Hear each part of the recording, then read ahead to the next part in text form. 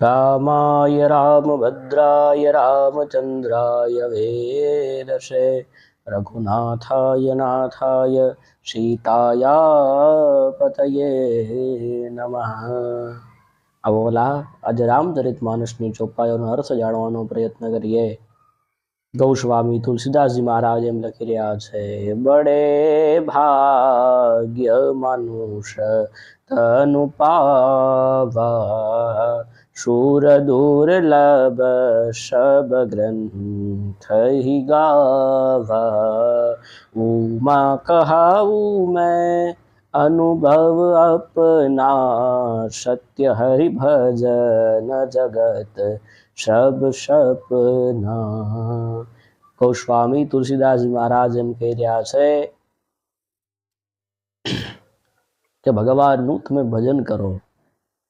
આ ચોપાઈનો અર્થ છે બડે ભાગ માનુષ તનુ પાવા, કે જ્યારે અનેક જન્માંતરના પુણ્ય ભેગા થાય ત્યારે તમને મનુષ્ય દેહ મળે છે। એ મનુષ્ય દેહ સુર દુર્લભ શબ ગ્રંથ હી ગાવા, કે મનુષ્ય દેહમાં તમે આવ્યા પણ ભગવાન ઠાકોરજીની કથાઓને તમે સાંભળો, ભગવાન ઠાકોરજીના ગ્રંથોને તમે વાંચો, શ્રીમદ ભાગવતને વાંચો, રામાયણને વાંચો, મહાભારત જેવા ગ્રંથને તમે વાંચો।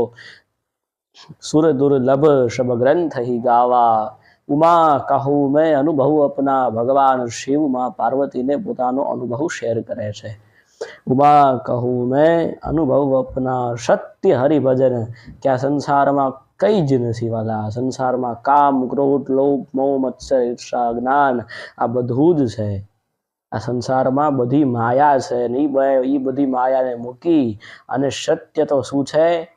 ભગવાન શિવ એમ કહે છે, સત્ય હરિભજન જગત સબ સપના। ભગવાન શિવ એમ કહે છે કે બધું સત્ય તો એક જ છે કે જે ભગવાનનું ભજન કરો તમે। સત્ય હરિભજન, આ બધું જ, આ બધી માયા ખોટી છે પણ સત્ય ભગવાન ઠાકોરજીનું ભજન છે, ભગવાન રામનું ભજન છે, એ જ સત્ય છે કે તમે એ જ ભાવ સાથે આ ચોપાઈનો અર્થ ભગવાન રામના ચરણોમાં સમર્પિત કરતા।